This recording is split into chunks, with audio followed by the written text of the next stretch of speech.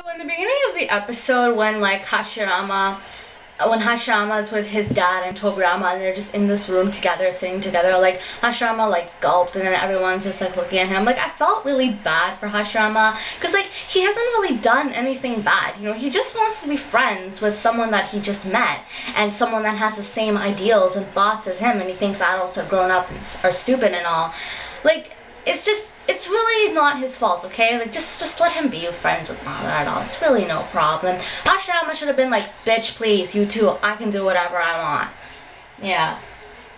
And then after there's this point where when Hashirama's dad was just like, okay, just in case Hashirama, Tobirama, and I are gonna follow you when you get to the intel from Madara. It's like, really? Why don't you just let your goddamn kid do it all by himself? Like, he's not gonna do anything. Just trust him. Everything will be okay.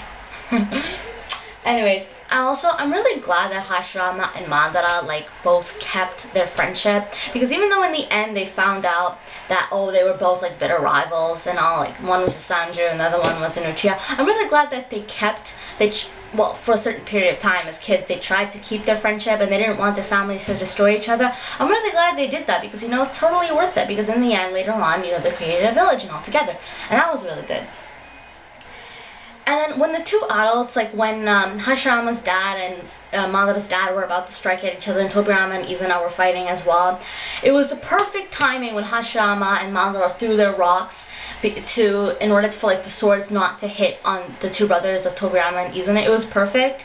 Like, I'm really glad they threw the rocks. It was perfect timing, so you know, neither of their brothers could get killed, and I'm really glad they did that, so it could just like prevent it from like a whole bunch of chaos happening, because you really don't need this chaos, you know.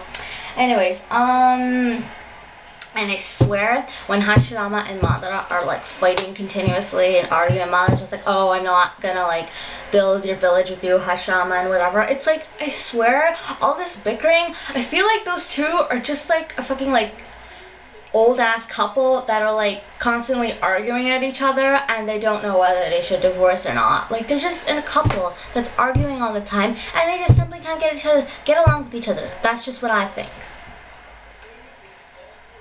And then when Madara and Hashirama are fighting, and when Madara bring out his perfect Susanoo and it's all blue, and Hashirama's just like, oh shit. But then he's just like, no, bitch, please, I can do better than you. Then he brings out his wood-style dragon, and then it's just, yeah, I found that part really interesting. I like seeing the Susanoo and the wood dragon. It was really, like, I love the way they're illustrated and all, and it was really good. Although for some reason I feel like the wood-style dragon that Hashirama bring out kind of looks like Shenron and Porunga together. I don't know why. Anyways. I really wonder what would happen if Itachi met Madara.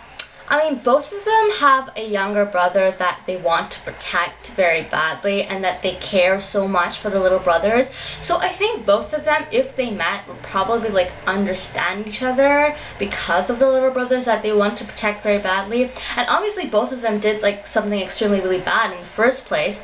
Like, Itachi killed his whole entire clan and Madara like completely rebelled against Hashirama and all. But Itachi kind of like did it in a good way, sort of, because then he died because he really wanted to protect the village. While Madara, on the other hand, he just continued fighting Hashirama and he wouldn't accept his little brother's death. So, I mean, yeah, I really wonder what would happen if Itachi and Madara met. I think that would be really interesting.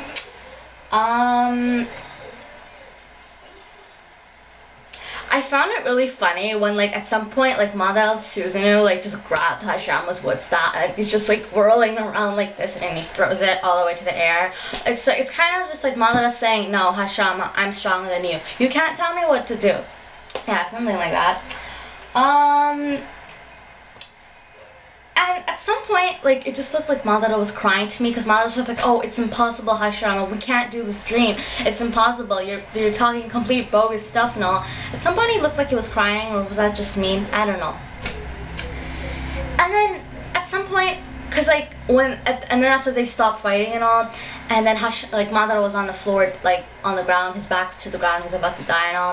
And then like, Hashirama was about to kill himself, and then